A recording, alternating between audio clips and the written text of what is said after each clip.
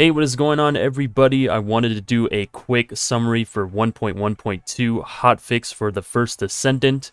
So let's just get right into it. Starting off with the invasions. The invasions now have certain penalties removed. These are going to be all the penalties removed from the invasions on screen. So now HP orbs and MP orbs got a buff for recovery. HP orbs went from 20% to 25% recovery, and MP orbs went from 13% to 16% recovery in intercept battles. They also nerfed the Colossus Dead Bride and Hangman. So for Dead Bride, they decreased the frequency in teleports. Whenever she would pull up her dome, she would teleport a lot. She's no longer going to do that. They decreased the size of the ice dome, so that's going to be a huge plus. They also decreased the damage of being inside the ice dome, decreased the part HP of the amplifier. This was pretty much the 2 purple cylinders on her weapons. And then for the Hangman, they decreased the part HP for charger, which was essentially, again, the pieces on the mouth and on the back.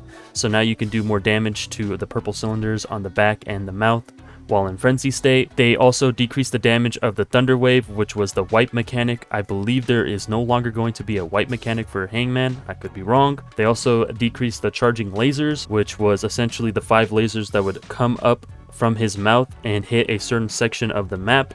Those are going to get decreased damage, and then also the charged laser, and also the Thunderbolt skill, which was the Thunderbolts that would rain down on the map. Those will be decreased damage, and again with the electric cannon, which was essentially the electric square that would trap you and do an electric bolt on you. That is going to be also nerfed as well. They also made some changes with some hard mode infiltrations. They increase spawn rates for certain infiltrations like the Seed Vault. So the Seed Vault will have an increased spawn rate because of the certain part of the extermination mission. It would take a while for enemies to spawn in. Now they're going to spawn in faster. Hagios, Old Mystery, is going to have a change from the data collection to a traversal mission. This is going to be interesting. I'm going to see how that's going to play out. And then they also increase the range in which you can deposit brains into the machines in the invasions, specifically the ones in the Legion of Immortality. I guess there was a glitch going around where you couldn't deposit brains from a certain distance. They made the distance a lot more lenient. And then this was a big one. This one was a huge nerf to the defense line fragment, the chill fragment and defense line fortress.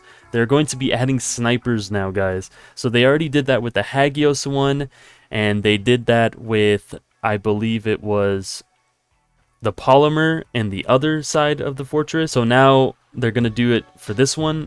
Their response for that was because people were using macros, which is very unfortunate. That grind that I just made, that video I made for the weapon XP for Viessa, might not be as efficient anymore, but we will see. They also made it to where you can now use the escape menu whenever you are downed. If you want to deposit something, or do you want to dismantle something is what I should say. Whenever you're down, you can do so. They also changed aim assist for controllers. They made the values from 50 instead of 80, so now you have a little bit more aim assist. They also increased the range for aim assist with sniper rifles to 100 meters. Aim assist now reactivates a lot faster on multiple targets in a row, so you can get aim assist a lot quicker when shooting at multiple targets. The camera rotation has been changed to 4 meters and above, so now it will trigger from 4 meters and above, so you'll have a better rotation. And then weaken the pull of strength of crosshair towards the center of an enemy, so now you can actually aim towards their head instead of it being on their body.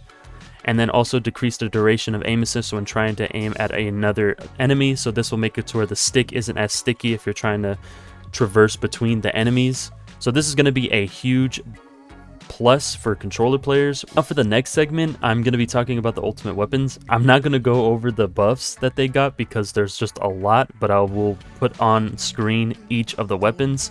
So starting off with the first one, this one is the Wave of Light. These are the buffs. The second one is King Guard Lance. These are the improvements for the King Guard Lance on screen. So for the next one, it is going to be for the Executor Shotgun. These are the improvements for that one as well. And then for the next one, this is the Peacemaker. These are all the improvements for the Peacemaker. And then this one is for the Excava. This is the assault rifle that just came out. This one got also buffs as well. I forgot to mention, these buffs are to their unique abilities, not to the weapons themselves, so for their duplicates. They have changed the filters for the junk filters, so essentially now you can choose whether or not to exclude blues into your junk filter, so it won't be, let's say you're trying to just remove like purples and blues instead of gold and purples, you can make it to where it will exclude just only blues and purples instead of like getting rid of a gold with purple. So these are the filter changes. They also made it to where you can dismantle weapons that were level 1 to 100. So now they changed it to where you can choose the level of what you want to dismantle, which is pretty interesting. I'm going to be dismantling everything unless it's a gold weapon, but that's just me. They also made it to where you can traverse through the menus a lot easier when you are in the main menu. So now you can go from here, press M and I between the two without having to get out of the menus. So as you can see, I'm switching to the map and the inventory. Before, you would have to get out of the menu, then press M, get out of the menu and press I, but now you can just go back and forth between the two, which is a pretty nice change in my opinion. They also made it to where you can hotkey binds for the library, consumables, journals, socials, and battle pass and shop menus. So pretty much if you want to hotkey one of these places and just press one button to get to it really quickly, you can. So they made it to where you can immediately choose a selectable reward before you even begin the hard mode infiltration. And then they also made it to where weapon lists is now displayed for status of a skin for each weapon. At the library menu, the item obtained from research are also displayed in your acquisition information. You can check this in the tooltips for amorphous materials now. And then they also changed the fire mode.